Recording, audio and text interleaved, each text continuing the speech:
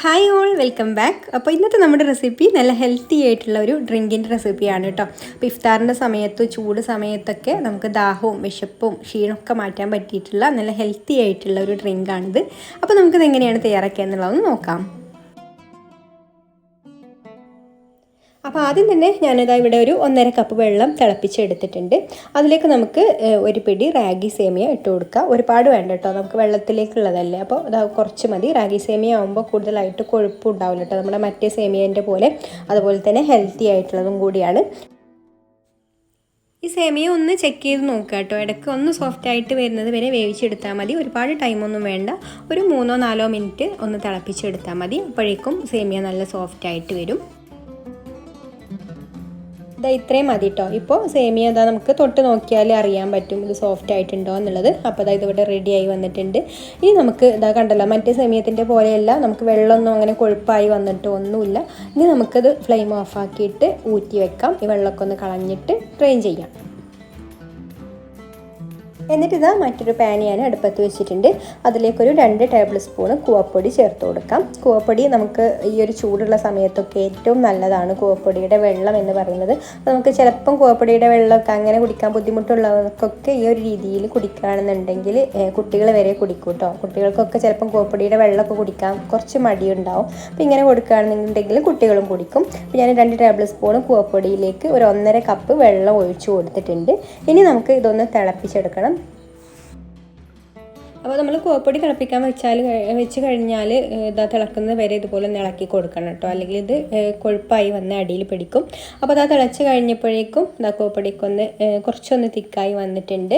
അപ്പോൾ ഇത്രയും മതി. ഇനി നമുക്ക് ഫ്ലെയിം ഓഫ് ആക്കിയിട്ട് ചൂടാറാൻ വേണ്ടി മാറ്റി വെക്കാം. ഇനി ഞാനിതാ ഇവിടെ ഒരു മിക്സിയുടെ ജാർ എടുത്തിട്ടുണ്ട്. അതിലേക്ക് നമ്മുടെ ചൂടാറിയിട്ടുള്ള കൂവപ്പൊടിയുടെ വെള്ളം ഒഴിച്ചു കൊടുക്കാം. ഇത് ചൂടാറി വന്നപ്പോൾ അതാ കുറച്ചും കൂടെ ഒന്ന് തിക്കായി വന്നിട്ടുണ്ട് കേട്ടോ.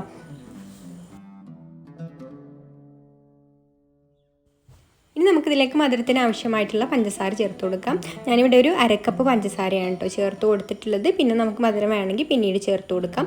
അതുപോലെ തന്നെ മൊത്തം ഒരു പാക്കറ്റ് പാലാണ് എടുത്തിട്ടുള്ളത്. 500 മില്ലിയുടെ ഒരു പാക്കറ്റ് പാല്. അതിൽ നിന്ന് കുറച്ച് ഒഴിച്ച് കൊടുത്തിട്ടുണ്ട് കേട്ടോ, ഇതൊന്ന് അടിച്ചെടുക്കാൻ വേണ്ടിയിട്ട്.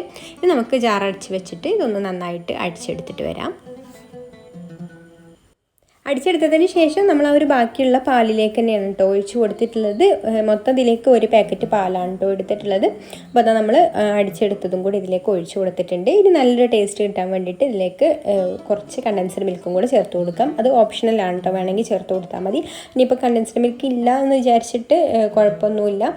കണ്ടൻസ്ഡ് മിൽക്ക് ഉണ്ടെങ്കിൽ ചേർത്ത് കൊടുക്കാം. അല്ലെങ്കിൽ പാൽപ്പൊടി ഉണ്ടെങ്കിൽ അത് കുറച്ച് ഒന്ന് ചൂടുള്ള വെള്ളത്തിൽ കുറച്ച് കലക്കിയിട്ട് അത് ഒഴിച്ച് കൊടുത്താലും ടേസ്റ്റ് കൂടും കേട്ടോ. ഈ നല്ലൊരു ഫ്ലേവറിന് വേണ്ടിയിട്ട് 1/2 ടീസ്പൂൺ വാനില എസൻസും കൂടി ചേർത്ത് കൊടുത്തിട്ടുണ്ട്. പിന്നെ നമുക്കിതിലേക്ക് ഇഷ്ടമുള്ള ഫ്രൂട്ട്സൊക്കെ ചേർത്ത് കൊടുക്കാം. അപ്പോൾ ഞാനിവിടെ ഉറുമാമ്പഴം എടുത്തിട്ടുണ്ട്, പിന്നെ പൂവമ്പഴം ഉണ്ട്, പിന്നെ മാങ്ങ ഉണ്ട്, ആപ്പിൾ ഉണ്ട്. ഇത്രയും ചെറുതായിട്ട് മുറിച്ച് വെച്ചിട്ടുണ്ട് കേട്ടോ.